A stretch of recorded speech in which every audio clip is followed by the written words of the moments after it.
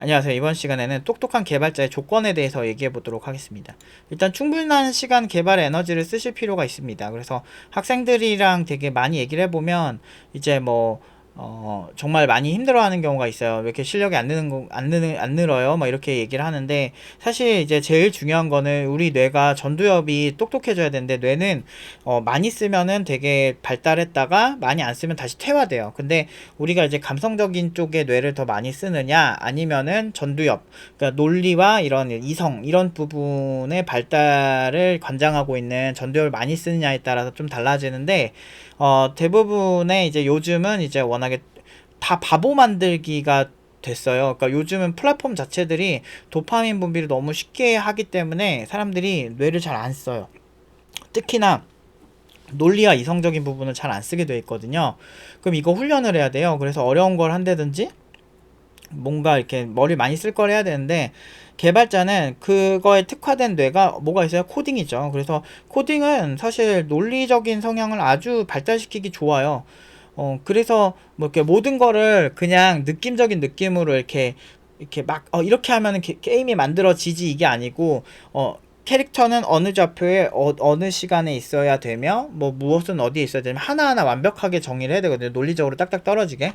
컴퓨터가 이해하게 만들려면 다 논리밖에 없어요. 논리와 수학밖에 없기 때문에 완전히 모든 거에 대해서 되게 명확한 정의를 내리는 게 익숙해져요. 그러다 보면 전두엽이 발달하죠. 그래서 좀 무식하게, 초반에는 특히나 왕초보일수록 좀 무식하게 많이 짜보는 게 제일 좋다. 그래서 1만 시간의 법칙 저자의 책을 보면 1만 시간 동안 이제 시간을 써야 좋다라고 하는데, 그 다음 저서를 보면 뭐 어떻게 써있냐면 1만 시간 동안 하는데 여기서 의식 있는 노력을 해야 된다. 그래서 이제 개발을 하다가 보면 처음에 그냥 무작정 하더라도, 제 생각에 어느 시점에 되면은 내가 무작정 하다 보면 버그가 많이 나온다는 걸 느끼시게 돼요. 그래서 그 버그 때문에 내가 대충 짜면 안 되는구나를 느끼기 시작하고, 그 이후부터는 또 확실히 좀 설계를 조금씩 해본다든지, 아니면 미리 구조를 뭐 연습장에 그려보고 한다든지, 이런 식으로 발달을 하는 게 좋을 것 같아요. 그러면 좀 똑똑해질 수밖에 없다 라는 거고요. 그 다음에 이제 2번은 1차원적으로 생각하지 않는다라는 건데,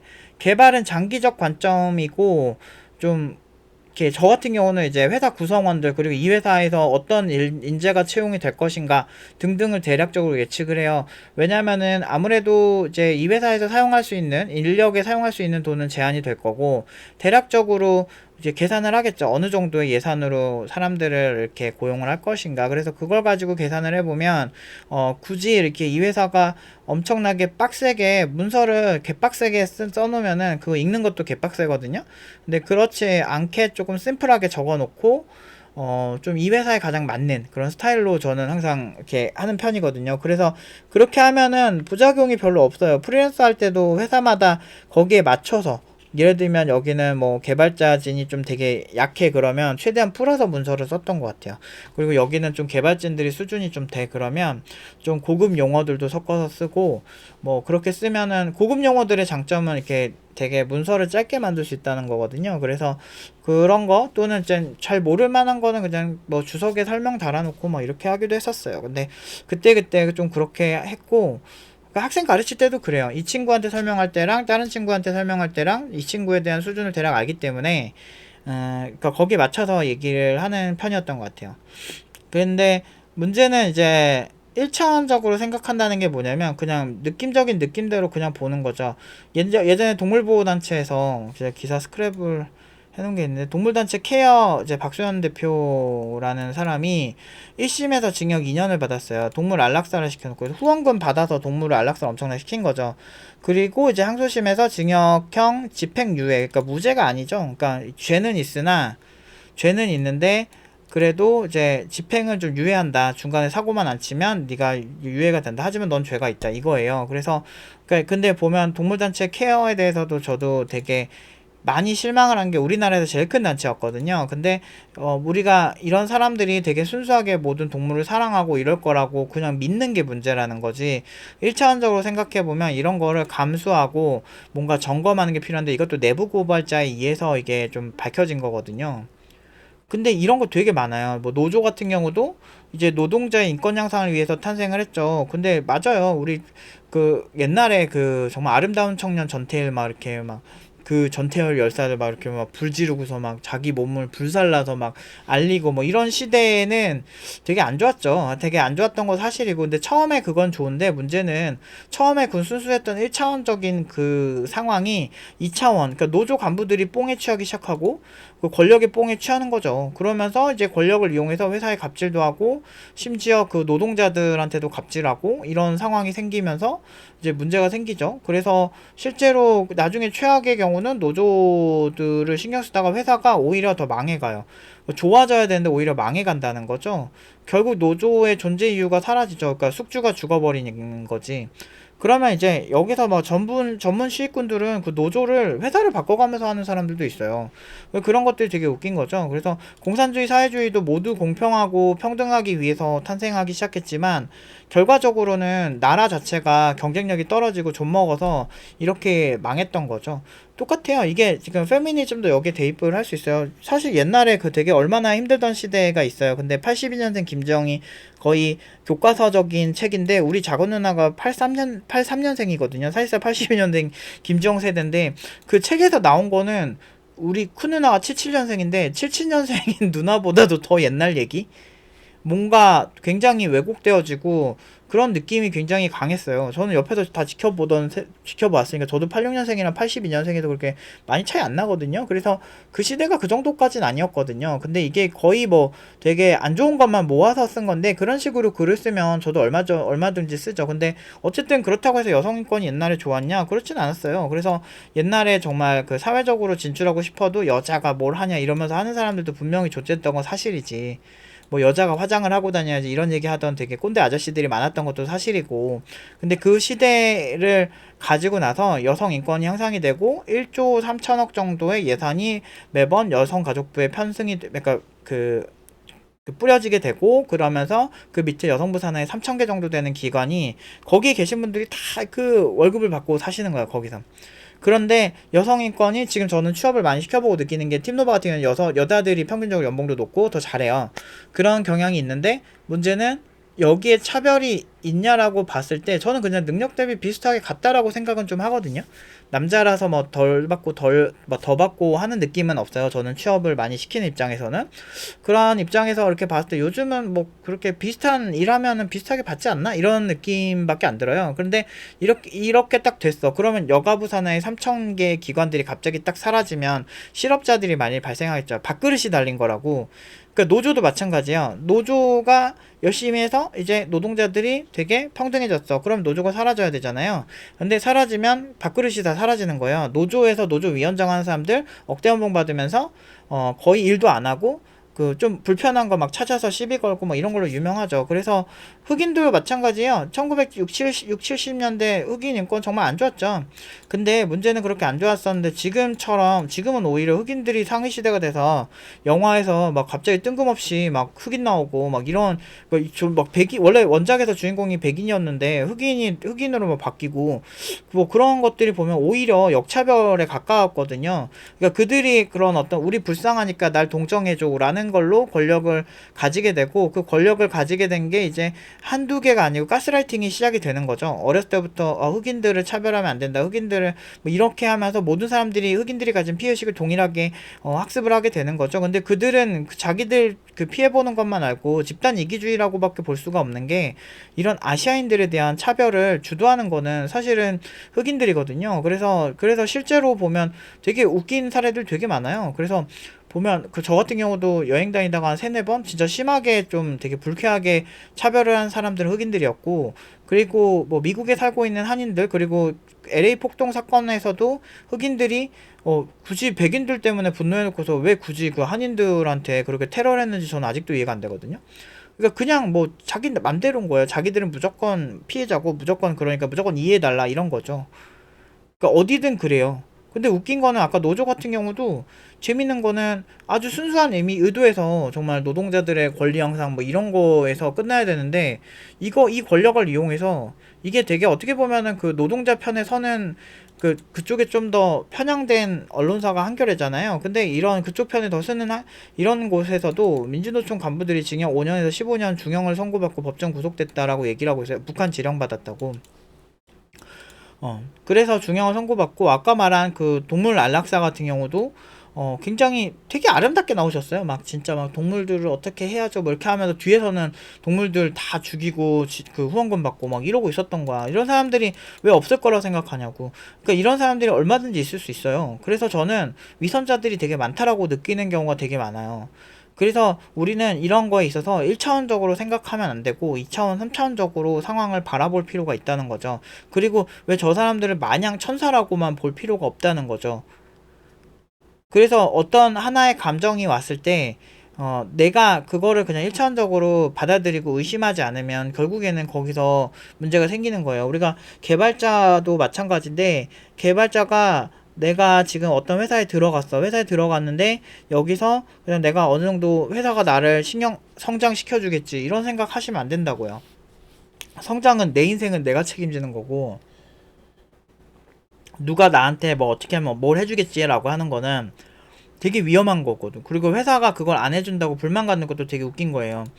그러니까 노조가, 저는 노조들이 제일 큰 문제가 별로면 나가면 되잖아요. 근데 여기 나가고 싶진 않은 거지. 그게 문제인 거예요. 본인이 자기가 가진 것 대비 뭔가 이 회사가 잘 안 해준다라고 생각하기 때문에 노동조합에 가입을 해서 시위를 하는 거잖아요.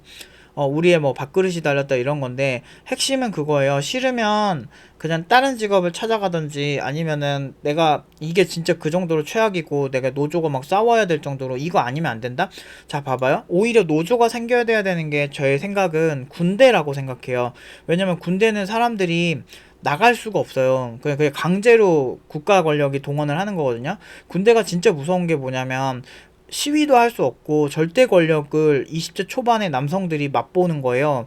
이게 되게, 근데 거기에 시위도 할 수 없고 따질 수도 없어요. 거기서 내가 의문사를 하든 어떻게 하든, 요새 꼬라지 보세요. 정말 의문사 했는데 그 사람을 뭐 죽인 사람들은 뭐 다 솜방망이 처벌받고, 군대에서 사람이 죽으면 사람의 목숨값이 너무나 바닥을 치는 거예요. 근데 사실 우리가 어떤 사람들이 내가 이거를 피할 수 없어서 시위하고 이런 분야는 강제 동원일 때 해야 된다고 생각하거든요, 저는. 근데 오히려 그쪽에는 인권이 없고, 오히려 법적으로 막 감옥에 가두고, 이런 게 아무렇지 않게 행해지는데, 그리고 거기서 의문사에도 나의 억울한 죽음 같은 거 다 그냥 뭐 군인 한 명 죽은 거 같고 뭐 어때 뭐 이런 식으로 그냥 퉁치는 이런 사회 분위기인데, 오히려 직업 선택의 자유가 있어서 내가 그냥 퇴사는 또 자기 마음대로 할 수 있죠. 보통 노조 있는 회사들 퇴사 내가 하려면 얼마든지 할 수 있잖아요. 퇴사의 자유는 있는데 그 회사에서는 해고의 자유가 없는 거예요. 그러면은 거기서 되게 악성 종양같이 이렇게 되게 안 좋게 이렇게 하는 사람들이 되게 많이 늘어날 수밖에 없다는 거죠. 근데 여기서 우리가 조금 더 1차원적으로 생각하면 안 되는 게, 그러면은 그렇게 내가 회사 하나 좀 괜찮은 데 들어가서 또아리를 트면 될 것인가 라고 생각할 수 있는데, 다른 분야는 모르겠어요. 다른 분야는 뭐 평가가 어떤 기준인지 모르겠는데, 개발자는 그렇게 하면은 롱런하기가 진짜 힘들어요. 어떤 방향이든 결국에는 나는 회사에서 나와야 되고, 사실 60세까지 우리나라에서 개발하는 사람들이 그렇게 흔하지 않거든요. 그러니까 외국 같은 경우도 이제 그게 풀타임으로 개발하는 건, 개발자는 다른 분야에 비해서 존경받아야 되는 이유 중 하나가 뭐냐면, 진짜 진짜 빡세요. 진짜 빡세고 뇌도 많이 쓰고 머리도 진짜 좋아야 되고 똑똑하지 않으면 똑똑해져야 되고, 이런 분야다 보니까 전문가로서 대우받아야 돼요. 이번에 우리가 또 난리잖아요. 우리가 막 예전에 어떤 교수님이 인터뷰를 하는데, 왜 우리나라는 인공지능 이런 게 딥시크 같은 게 안 나올까요? 이렇게 얘기하니까 그 교수님이 하는 얘기가, 아니 솔직히 말해서 똑똑한 친구들 의대 가면 아웃풋이 되게 좋은데, 우리 IT 쪽에서는 뭐 나라에서 그렇게 뭐 키워주는 것도 아니고, 대기업에서 그렇게 인수를 하는 분위기도 아니고, 대기업에서 인수도 안 하고 그냥 카피해서 비슷하게 막 기술 빼가고 이런 게 되게 많고, 그래서 일확천금이 없잖아요. 그럼 IT 인재들이 돈 버는 모습들을 많이 보면 사람들이 막 도전하고 싶어지는데, 애초에 그런 시장이 아니고 결국에는 우리나라에서 돈 벌려면 상장하거나 뭐 이렇게 해야 되는데 그게 쉽지도 않고, 이게 리스크도 엄청 크고, 그러니까 엘리트들이 차라리 좀 더 안정적인 의사 쪽으로 간다, 이게 되는 거죠. 사실 뭐 우리나라 카이스트 포항공대에 똑똑한 친구들 많지만, 그 친구들 플러스 알파로 더 많아진다는 거지. 많아져야 이게 바뀌는 건데, IT 교육하는 거 뭐 교육하는 입장에서도 보면 되게 안타까워요. 근데 저렇게 1차원적으로 생각하고 그런 사람들을 편에만 드는 사람들이 많으니까. 그래서 뭐 팀노바 같은 경우도 뭐 본의 아니게, 그러니까 되게 안타까운 게 뭐냐면 우리가 등록금이 되게 비싸대요. 근데 사실 그런 비판을 들을 때 웃긴 게, 저희는 2년 넘는데 뭐 총액으로만 보는 거야. 2년이 넘는데 2천만 원이 넘으니까 너는 엄청 비싼 곳이다라고 얘기를 하는데, 근데 보면은 6개월, 7개월 하는 것도 달달이 이렇게 해보면은, 저희가 그 달달이 6개월, 7개월 하는 것보다 그 당시에 그 했던 것보다 되게 더 쌌거든요. 그러니까 좀 저렴했는데 상대적으로. 근데 물론 이제 결과가 솔직히 되게 다르잖아요. 6, 7개월 하는 것들은 결과 책임 안 지잖아요. 여러분들 취업 못하면은 취업 컨설팅을 해주는 것도 아니고, 저희는 대표 원장인 제가 다 해요. 모든 걸. 강의도 제가 하고, 그리고 제가 실제로, 그리고 기계인 팀장님도 경력이 지금 몇 년이에요. 15, 16년에 석사 있고, 그리고 아니 그걸 떠나서 결과를 제가 보장을 하잖아요. 결과를 무조건 취업은 다 시켜준다. 근데 연봉 5천 이상 약속은 안 하지만 지금까지 단 한 명도 연봉 5천 이상으로 안 간 사람이 없다. 4년 전부터 이 얘기를 꾸준히 하잖아요. 그러니까 그 이유가 뭐예요? 그러니까 내가 직접 다 하니까.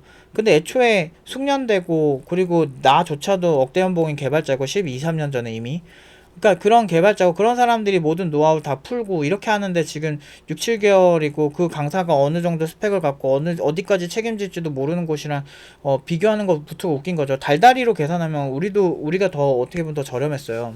왜 그런 것들도 1차원적이냐 이제 2차원적이냐 3차원적이냐 이런 차이에서 오는 거죠. 물론 공부하는 입장에서 총액이 많으면 그런 부분에 있어서 부담이 되는 건 사실이에요. 저희도 그런 부분에서 개선을 하고 싶은데, 안타깝게도 이게 사업을 하고 이렇게 하려면 돈이 되게 많이 들어요. 생각보다. 여러분들 서포트하는 파트장, 저희는 일주일 내내 지원을 하는 사람들이 있잖아요. 일주일 내내 지원해주는 파트장님들 있고, 그분들 월급은 어떻게 되는 거고, 우리도 그 팀장님들도 보통 스펙이 아니잖아요. 그리고 결과도 좋게 내려면 일단은 기본적으로 막 쪼들리고 이러면서는 하기 힘들어요. 근데 저희가 진짜 돈을 되게 많이 벌 생각이었으면 선동을 했겠죠. 막 그럴듯하게 선동을 했겠죠. 사실 똑같이 6, 7개월 해도 더 잘할 자신 있어요. 그런데 문제는 그렇게 해서 나와봤자 앞으로는 비전이 없어요. 진짜예요. 그러니까 단기 교육으로는 진짜 앞으로는 답이 없어요. 왜냐면 너무 기술이 너무 복합적이 됐는데, 아직 정부나 이런 곳의 정책은 그걸 못 따라가는 거죠. 그러니까 우리나라에 딥시크가 안 나오는 거지. 이번 딥시크에서 오픈소스 나왔을 때 이제 좀 뭐 해보겠다, 딥시크 기반으로 이런 회사들은 좀 나오더라. 그게 되게 안타깝죠. 왜냐면 그런 원천 기술을 우리가 만들어야 되는데. 그 딥시크 거기 뭐 CTO인가 뭐 거기 어떤 개발자 한 명은 샤오미에서 20억으로 데려간다고, 또 여성 개발자더라고, 여성 개발자라더라고요. 그러니까 30살밖에 안 됐고, 뭐 그런 식의 그 스타 개발자 우리도 나와야 되는데, 근데 그런 게 되게 안타까운 거죠. 여러 가지로 봤을 때 1차원적이에요, 모든 게.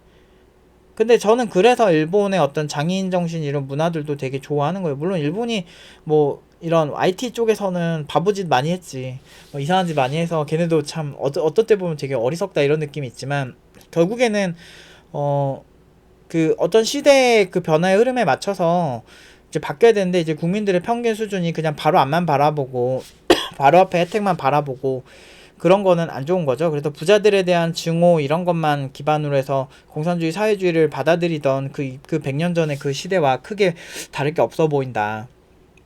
우리가 옛날 사람들에 비해서 훨씬 더 똑똑하다고 생각하면 안 된다. 그건 되게 오만한 생각이다라는 생각이 많이 들더라고요.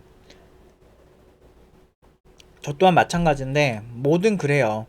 그러니까 그냥 저도 4개월 교육하고 뭐 6개월, 5개월 교육하고 6개월 교육하고 이러면은 너무 좋을 것 같아요. 그렇게 해가지고 학생들이 진짜 취업 잘하고 잘 먹고 잘 살 수 있으면. 근데 그게 절대로 안 돼요. 전두엽이 발달하는 시간, 습관 하나만 잡히는데도 2달 걸리거든요. 근데 진짜 4개월 교육은 습관 좀 잡히려다 말고, 그리고 그런 교육기관 제가 어렸을 때 안 다녀봤겠습니까? 저 많이 다녔어요, 학원. 저 10살 때부터 학원 진짜 많이 다녔어요. 컴퓨터 쪽 진짜 많이 다녔고, 대학교도 두 개 나왔고, 그리고 이것저것 다 따져보면은 모르고 하는 얘기가 아니잖아요. 그러니까 이게 효과 없다는 걸 알고 그런 친구들 많이 뽑아봤고, 뽑아봐서 보면 노답인 거 많이 보고, 이력서만 봐도 티가 그냥 펄펄 나는데 못하는 사람들은 괜히 무시하는 게 아니에요. 그리고 잘 생각해보세요.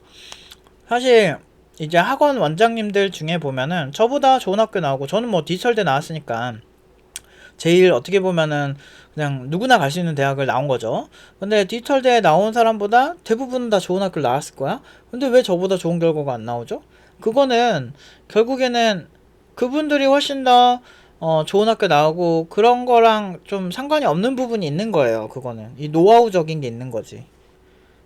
그래서 그런 분들이 그러면은 팀노바 이상으로 월급이 더 많이 나와야, 그러니까 월급을 많이 받는 그런 친구들을 많이 만들었어야 되는데 왜 못했을까? 6개월이랑 4개월이랑 이런 교육기간이 충분하지 않았다는 게 가장 큰 거죠. 근데 이렇게 하면 사실 4개월, 6개월 교육을 하게 되면 돈 벌기는 훨씬 더 좋죠. 근데 그게 학생들에게 그렇게 좋은 게 아니라는 걸 알기 때문에 제가 그냥 안 하는 거죠. 돈에 미쳐가지고 돈 욕심 막 많고 그러면 뭐 그렇게 했겠죠, 제가. 근데 안타깝게도 그거 그렇게까지 벌고 싶진 않더라고요. 그렇게 남 망쳐가면서 버는 거는 제가 왜 사람들 앞에서 당당하게 얘기를 하겠어요. 이유가 있습니다. 왜냐면 내가 최소한 저한테 배운 친구들에게 손해는 안 끼쳤다고 생각을 하기 때문이에요. 그리고 잘 됐으면 잘 됐지. 평균 대비 돈도 잘 벌고 이런 친구들이 많은 게 훨씬 좋은 거지. 아무튼 저는 오늘은 좀 어떻게 보면 그냥 똑똑한 개발자가 되려면 우리가 좀 어떤 식으로 생각을 해야 될까. 물론 이제 저도 더 발전을 하는 중이기 때문에 뭐 내가 똑똑하다 막 이렇다기보다는 그런 경향이 있다 뇌과학적으로 그런 얘기를 좀 했던 거고요. 그래서 바로 앞에만 바라보면 선동꾼들이 선동을 하는 거를 당하기 좋다. 그래서 커뮤니티 분위기만 보고 진짜 막 왕초보들이 네카라쿠베 당초 갈 줄 알고 막 뽕에 차 있던 시기가 있었어요. 근데 그때를 보는 것 같아요. 이런 선동당한 사람들 보면. 근데 제발 그러지 말고 교육은 그러면 4년제에 나오는 사람들은 바보라서 나오는 게 아니잖아요. 그래서 그 사람들이 왜 그렇게 4년제를 나와도 개발을 못해서 학원을 별도로 다니는지 이런 거 생각해 보시면서 우리가 1만 시간의 법칙 이런 거 잘 생각해 보고 1차원적으로 생각하지 않는 거 잘 생각하면서 우리가 좀 더 뛰어난 개발자가 되자고요. 오늘은 여기까지 하도록 하겠습니다.